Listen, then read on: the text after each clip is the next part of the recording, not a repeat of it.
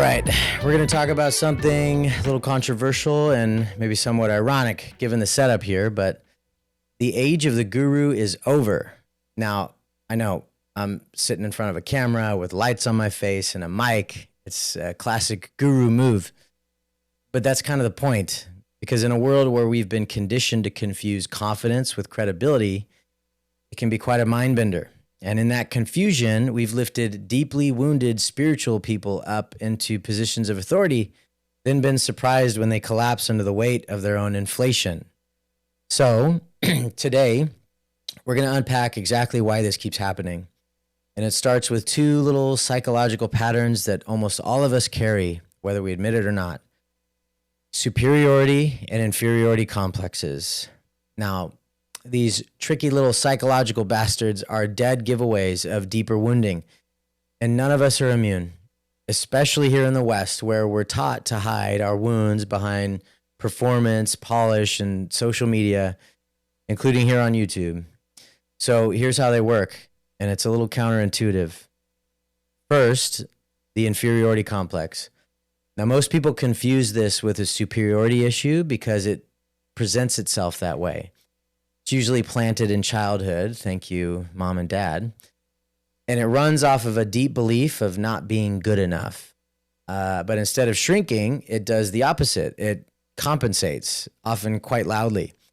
It creates these over-the-top personalities who chase the spotlight, grab the mic, and fill the silence with self-promotion. You'll see it in the ones who can't stop talking, who need to be impressive, who breathe in praise like it's oxygen. Sometimes it even hides in our talents. Someone masters a craft, not necessarily because they love the craft as much as they love the approval that it may earn them. And underneath all of that is often a terrified child that is hoping nobody really sees how scared they are. It's a Wizard of Oz scenario. Behind the curtain is a toddler that's on a power trip. Now, they truly deserve compassion, but that compassion must go to the toddler rather than the wizard, so that we can give them what that inflation is deflecting, which is love and affirmation. But in the meantime, these egos are exhausting to both themselves and everyone else, because they can never really celebrate others without feeling like it's a sacrifice or a personal attack. Their faux confidence results from this emotional pressure that's pushing up from below. It's coming from the wound, and it's an upward pressure. The wound says, do anything except face this pain. So the infected avoid it. And much like a lower back wound or an infection, the external approval, praise, and attention acts like a kind of opiate that numbs the problem while it stays inflamed, infected, and unable to be taken care of. And it creates this appearance of superiority that, to the trained nose, smells a lot like imitation crab. Now, the only way to relieve this pressure is to get underneath it. And that means humility, which to the inflated feels dangerously close to humiliation. It feels like a betrayal of this false self that they identify as. So most don't choose it voluntarily. Life often has to do the honors, popping our balloon enough times that we finally surrender to solid ground. Now, the opposite side of the coin is the superiority complex, and this one's a bit sneakier because it disguises itself as humility. It's much more common than the first because it can survive and hide longer. These are the genuinely gifted people who shrink themselves to avoid being too much. They deflect praise, dodge compliments, and put others on pedestals, afraid to offend anyone by maybe outshining or even owning their own gifts. Now, they're constantly affirming others, but they refuse to receive affirmation themselves. And you could feel it because it's like their praise has no real weight behind it, because it doesn't come from embodied self-worth. It comes from a place of disempowerment. They bless everyone around them, but deep down, they don't believe they're worthy of the same blessing. And that makes their words ring hollow, no matter how kind they sound. Being around them can be frustrating because you just want to shake them and say, just let yourself be good enough already, for God's sake. Now, it gets really nasty when these two complexes are in relationship with one another. One inflated, the other deflated. It's an emotional chemical reaction, much like sodium and water. And as ugly as it can get, it often can serve as a catalyst that can wake us up to these psychological shitstorms. But for the most part, it is pretty ugly, right? So think narcissist and codependent, abuser and enabler, or your favorite office doormat doing all the work while upper management takes the credit. Remember Milton and his red stapler from Office Space? Yeah.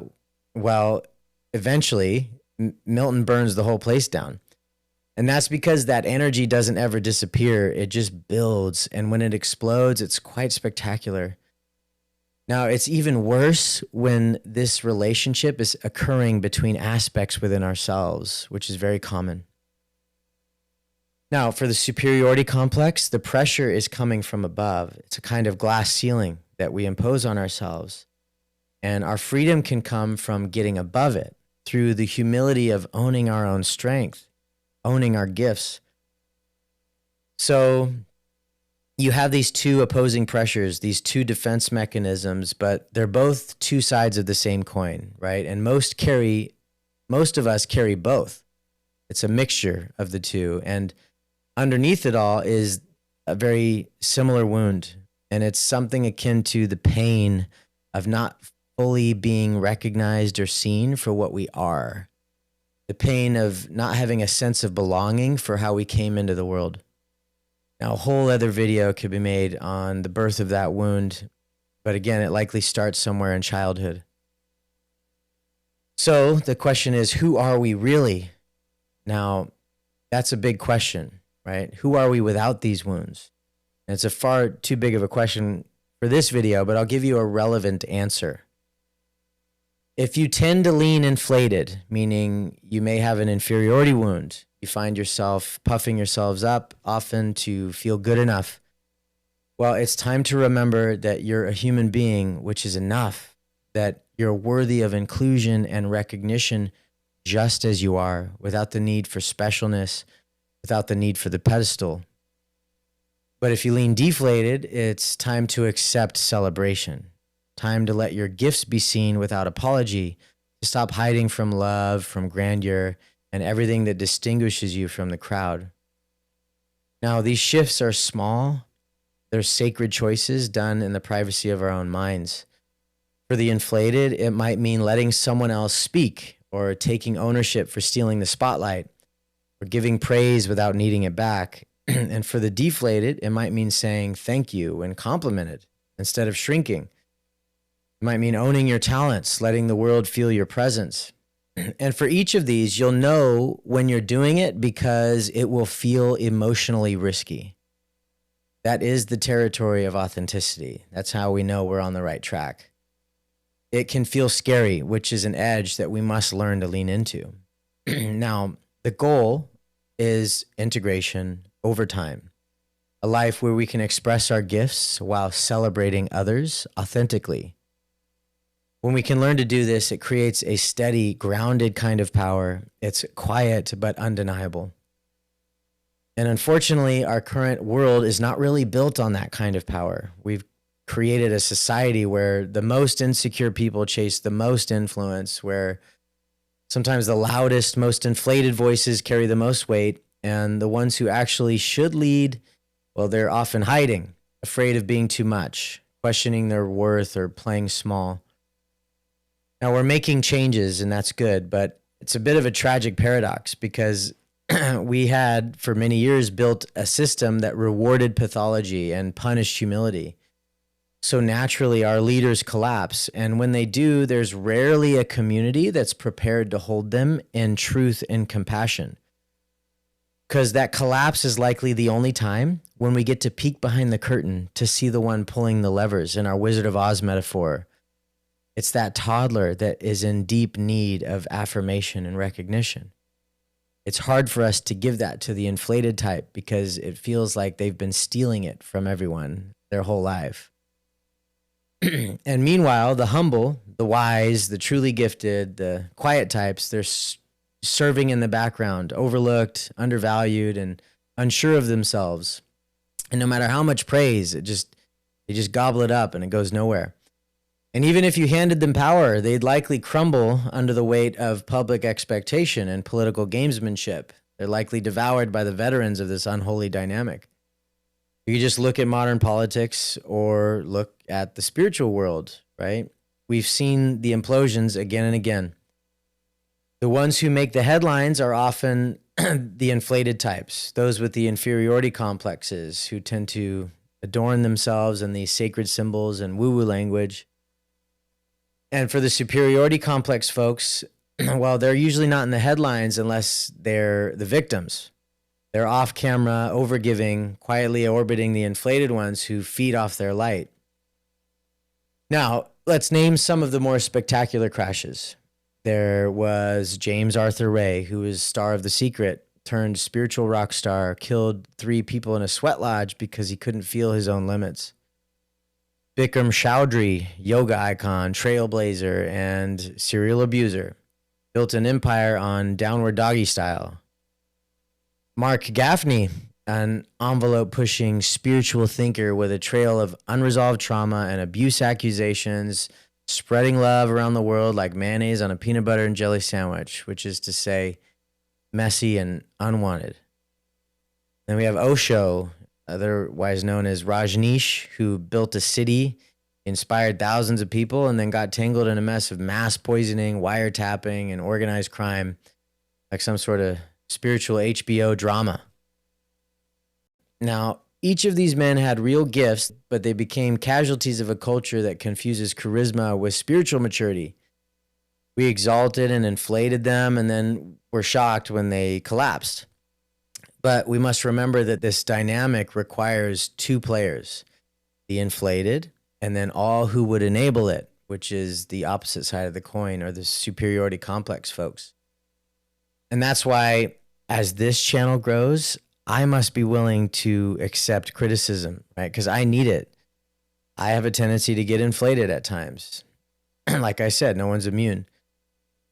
And the moment that I start believing that just because I'm talking about this means that I'm immune to it is when I'm in trouble. That's the moment you can start a countdown to my inevitable Netflix documentary. So here's the question. How do we carry spiritual power without letting it destroy us? Well, the answer is structure. Now, we've called this the dominant ego personality.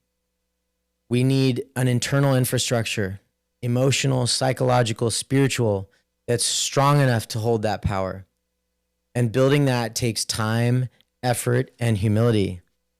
This is the real work that's avoided by all those who engage in spiritual bypassing, because it's not flashy. It's painfully slow. It reveals our blind spots at the speed that we're willing to integrate them. But the reality is if you're too inflated, too much humility, too fast can feel like annihilation. So life tends to give you corrections in doses, just enough to stretch you without totally breaking you. But you can speed that process up by not running, right? By staying with the discomfort, by letting small corrections in, listening to your critics, your frenemies, or your family who vehemently disagrees with you, by stepping outside of your echo chamber, by trading defense for curiosity, idealism with realism. The discomfort that this brings is necessary because it's like the manual labor, the blood, sweat, and tears of building this personality structure that's grounded enough to hold the weight of your divinity. And if you're deflated, the medicine is a little different. You need to stop shrinking, stop hiding your own goodness, let yourself be seen, receive praise, allow the tears behind what rejects that grandeur to be expressed, right? You want to commit to spending time doing what you know you love, but that you've made into a torture session every time you do it. Things like making music or writing or anything like that. You want to share your ideas, your creations, and your feelings with others. And you want to build armor, not walls, but armor against the users and manipulators who feed off of your uncertainty. It's a dance, and it's a sacred one. But the good news is that you're not doing it alone, because there is a presence, a patient, loving, quietly guiding, divine presence. It's an intelligence that we can actually grow intimate with through this very process, because the path back to the divine is the same path that leads us back to ourselves. So yes, the age of the guru is over. We are indeed growing up. This is a funeral for false authorities and the beginning of something more grounded, more human, more holy.